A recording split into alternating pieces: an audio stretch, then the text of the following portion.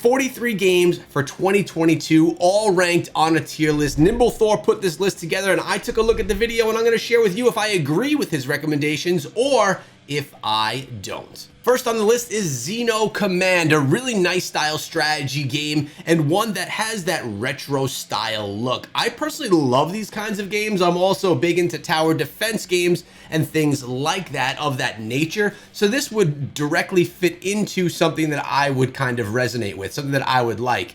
And as we can see, no ads, no anything in your way for $5. He ranks it an A.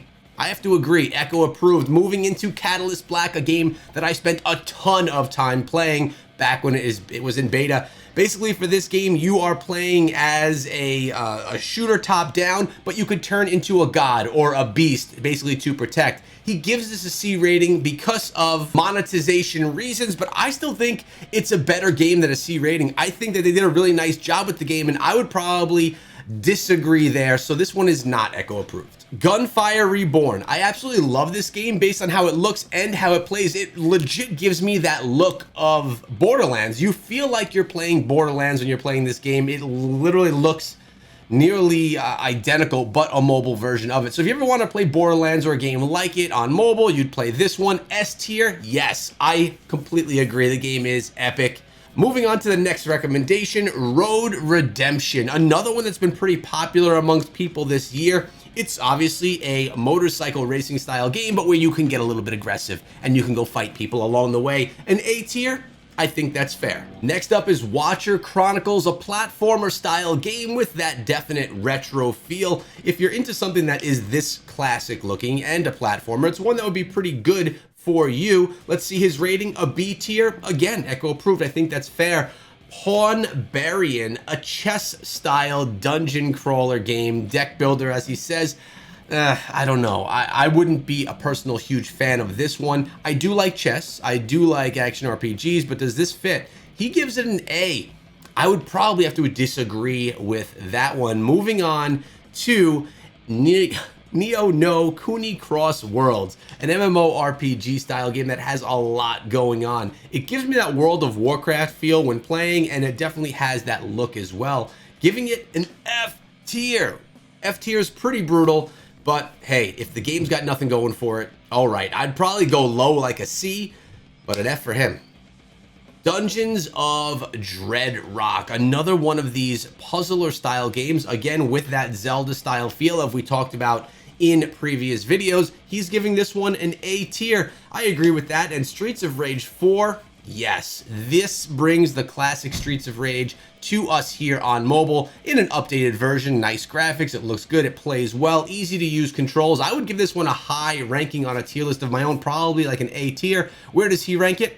Boom, we agree. And 20 Minutes Till Dawn has been one of the more popular games as well in the app stores, really popular, and just something that a lot of people have been into, even to the point where in my comments section people were all about this game when I was unsure. I would anticipate a high rating again. 20 Minutes Till Dawn has a great following. It already has people that are into it and really in love with the community and the game itself. I have to agree with his ranking. Tower of Fantasy is supposed to be the next type of Genshin Impact. It does what Genshin does, and it's the next part of that world. It's a really good game. I'd go ahead and probably give this one an A tier myself. Let's see what Nimble Thor decides to do. Does he agree with my rating, or is he going out on his own? Whoa, a D tier. He states that they're trying to do too much at once and that it's an unpolished gameplay experience. A D tier is too crucial for me. I would go ahead and give this one a B tier because it's not quite a Genshin Impact, but still, D is harsh. Exo Racer is next. Super casual style game, not one that I would be interested in playing, but you know, you have a lot of people that like these more casual style games. To be fair, I'm going to agree with his rating here because I respect him as a creator and as a gamer, and I haven't experienced that one. So he says it's an A tier, which means you should probably go have a look. Monoposto is up next, and it is a first-person racer, which looks like a lot of fun. It's your, your simulation style game more than a Need for Speed style game. It has decent graphics. It does what it does. All right, maybe not the best in the world. Let's see what kind of rating he gives, and I'll let you know if I agree or not. I'd give this one something mid-tier personally, and he is going around the same, giving it a B tier. Super Auto Pets. You want casual? This is about as casual as you can get. Super Auto Pets looks like a lot of fun. Looks like it has a lot of people that would really enjoy it as well. I like the character art and the general casuality, if that's a word, of the gameplay. S tier. Wow, impressive. Marvel Snap is next. This would be an S tier game for me right off the bat. This is going to be one of the most popular games of 2022 and beyond. I think this one's going to be huge in the mobile space. Tons of people love it, and the game is polished with a great community behind it. S tier for me. Does he agree? He's going with A. Close enough. We're close there, so I respect it. Let me know down below if you agree with my ratings. Obviously, we all have our own opinions, but do yours align with mine? Just curious. I want to see what you guys think. Disney Mirrorverse. This one is new to the scene. It's a little bit of a fighter, a little bit of an RPG style game at the same time. Uses the Disney IP to try and capture you in. It's a mid-line type of a game. I wouldn't say that you should definitely go download it and play it, and I wouldn't say that it's one that you should avoid. It's one that you can try if you like Disney, and ooh, D tier, pretty low by Nimble Thor. It would be in the middle of the line for me. Rocket Bot Royale. Remember that game where you would just shoot with your cannon and shoot the things below and put holes in the ground? This is another variation of that, a little bit more complex. A fun casual game, a good one at that. I'd probably give it an A tier myself. He's going ahead with the B. That's fair. Labyrinth Legend 2. All right, we're talking about an RPG, retro style game right here. You could tell by the block-like format. I personally love these kinds of games. I think that they're a lot of fun, and I would think that he's going to agree with me. B tier, so he's going midline. I probably would have given it an A myself. Torchlight Infinite, I played a ton of in the beta. I absolutely love this game. I think it's one of the better games that came out in 2022, and I want to say that this would be an A or an S tier for me. Upon further thought, I'd definitely put it up there with one of those two. Let's see if he agrees though. The character classes here are great. The graphics are incredible. The gameplay is solid. It really brings me back to when I played the game back in the day. He's going with C tier. I'm gonna have to say that I disagree with that. I think the game is a lot better and much more deserving than just a C tier. I wonder if he's thinking of pay to win elements in there or pay to progress when he's talking about that rating. Not words. I don't like puzzle games. I'm being fair. I don't want to play games like this on my phone, but I am probably in the minority. I don't know what the rating would be. For me, I would not be giving it an A though. Neat, and we're looking at a game right here that has a basic autoplay mechanic. It has your anime style characters, and it looks like one of those bit of a cash grabby style games. I'd rate this midline somewhere. Let's see what he does. He goes with an E, so he really wasn't a fan. I can't disagree, to be fair. Next up is Wreckfest, and this one's going to be high up in the ratings. A lot of people have been enjoying it. The game is a lot of fun, and if you're into racing style games, this is one that you're going to want to try, especially if you want to crash into some people and make a bit of a mess. Wreckfest is solid, and I think it's going to do fairly well moving forward. I give this one a high ranking, as he does with a rank of an A. Isle of Arrows, a nice builder tower defense style game. As I mentioned earlier in this, I really do love tower defense games. Now, this one is extremely simplistic, which pulls a little bit away from it, but it's tower defense after all, and you could build upon your landscape. So I'm a fan of this one. I'd probably give it a B rating. Looks like he does as well. Pixel Tribe is up next, and I love these. These bring you back to the old school days of gaming when games were just a little bit more simple. Or were they? Or was there more depth back then? Let me know down below what you think. This was a fun game, and it was one that I'd probably play again. I'm going to go ahead and give this one an A for my personal ratings, and so does Nimble. Vampire Survivors is another one that's been big in my comment section. Everyone talks about how addicting this game is and how much fun it is. I'm going to go ahead and give this one an S tier. Let's see, though. Is the agreement there? Look at that. It totally is. Fair played. Nordic Candia is up next, and from looking at this game, this is one that I wouldn't be into, but I would put my money on it that Nimble Thor was into this type of a game, just knowing him and the things that he kind of is into. Let's see, I can't even give a rating. He gives it a B tier. Chimera Land is up next, an MMORPG style game that I actually enjoyed. I think it's a good game, and I think it would be deserving of a mid-tier Survivor style game. I'd probably go ahead and give this one a B, maybe more towards the A range. But it looks like he disagrees. Neoverse. All right, if you're looking for another battler, a lot of the autoplay elements to it, card style, this could be one for you. I personally didn't love this one. I didn't think it was one of the best, but it does what it does if you're into this type of a gameplay. And he's into it. I'm not.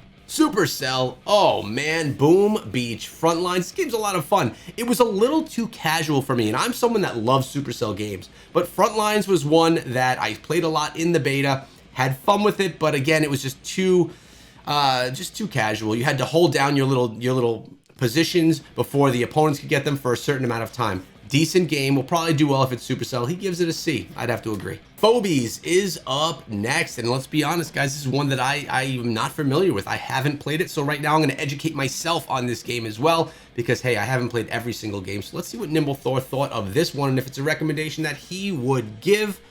Let's find out. All right, he's giving it a rating of a B, mid-tier. Apex Legends Mobile, S tier all day. This game is incredible. Doesn't have as large of a community I thought it would have, probably because of a lot of the competition with the game, but this is an S tier game. It's made perfectly. It's beautiful. It really is one of the better games that came out in 2022, and he agrees. Crossout Mobile. We're talking about a post-apocalyptic game where you play as a tank, as a vehicle. You're not an actual person in these battles, and I personally don't love mech or vehicle style combat as much as others.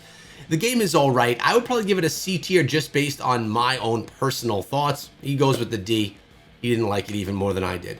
Idle Research. Research, no. Idle, no. But you do have people that love these kinds of games. I'm not one of them. I'd give this game a D just because it really doesn't fit my preference. But I get the feeling he could disagree, and he does. He goes ahead with the A. But again, a lot of this has to do with taste. Diablo Immortal is up next, and you guys already know that I'm giving this game an S tier. Yes, this game is pay to win, but there's so much that you could do inside of the game forever, no matter how long you play for. It just has so much depth. It's one of the best created physical games on mobile right now. I gotta go ahead and give it an S tier, so much that I have another YouTube channel called Echo Gaming Diablo, but he doesn't agree. And I'm not surprised that he doesn't agree, because a lot of people have some hate towards the game because of the pay to win elements, but you gotta look beyond that and talk about what you can get from the game for free as a free-to-play player, or someone that just buys a $5 battle pass every month. It's an S tier for me. And Undecember is up next, a competitor to Diablo Immortal, just coming out about 2 months ago. And this game also is really fantastic. Has some pay-to-win elements to it as well, but it is not the same as Diablo Immortal. This is more like a Path of Exile on mobile. I would again go ahead and give this game an S tier. I think it's absolutely incredible. If I weren't playing Diablo Immortal, this would be the game I'd be playing. And if this weren't the game I'd be playing in Diablo Immortal either, it would be Torchlight Infinite. A C tier though, it deserves better. Demon Survival, I've seen this one promoted a lot. We've seen it in the top list before, and it's a really fun game if you can get beyond the pixelization and this type of art style. I'd give this one an A tier for games if it's something that you're looking for, if you're into this casual style game, and if you don't like graphics that are just stellar, but it has that addictability to it. It's just a lot of fun to play. And he agrees with an A tier rating. Candy Disaster is up next. This is kind of like your, not a tower defense style game, but where you are trying to progress through the map, which is essentially a trap for you to push on through. This is one that I do not have a ton of experience with, but I have played. He gave it an A tier. Maybe I should play it again. Hot Lap League. I feel like this game is trying to mix itself up with a bunch of other titles that are out there right now. I would put this in the mediocre stance right here. It wasn't a game that I was absolutely in love with, but it wasn't one that I hated either. I'd probably give it a C tier based on racers, just because there are so many other racers that I would prefer to play. Wow, he disagrees. That's okay. We can have disagreements. Survivor.io, we've seen a lot of games like this, the very simplistic style games, the ones that just don't have a lot of graphic elements going to them, but they do have a lot of the addictability and the fun element. This one also has been promoted everywhere on social media. I think it deserves a fair rating, probably somewhere between a B or an A tier. He goes with the C. He doesn't like it as much as the others, I guess. Dicey Dungeon. The only thing that I like about this game is the name. I don't want to play anything like this with dice, with puzzles, with word games. It's just not my go-to. It's not how I really like to game. And he's going to go ahead and give it an A tier. I guess he likes those kinds of things. Dislight is one that's been really popular this year as well by many people. This is one that actually takes music into account into your battles. From that alone, because of that element of the game, I would give it a high rating because it's trying to break the barrier of what's already out there. I'm going to go ahead and give it an A tier, maybe even an S tier personally. And nope, he disagrees again. Space Agent Cyberduck. platformer, Space Agent Duck. A little bit cheesy if you ask me, but the gameplay itself is a lot of fun and has that retro element to it. I'm assuming he's going to like this one. I'd go ahead for platformers and give it a B tier based on its competition, and he agrees. To our final game, we are looking at Urban Trial Pocket.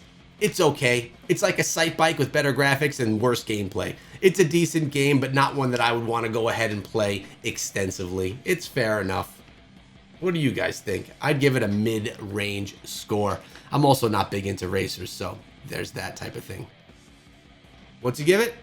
A B tier. Thanks for sticking around till the end of the video. Make sure you subscribe and ring the bell if you want more lists and ratings and top 10s on all the mobile games so you could know what you should be checking out next. Some great videos coming for 2023.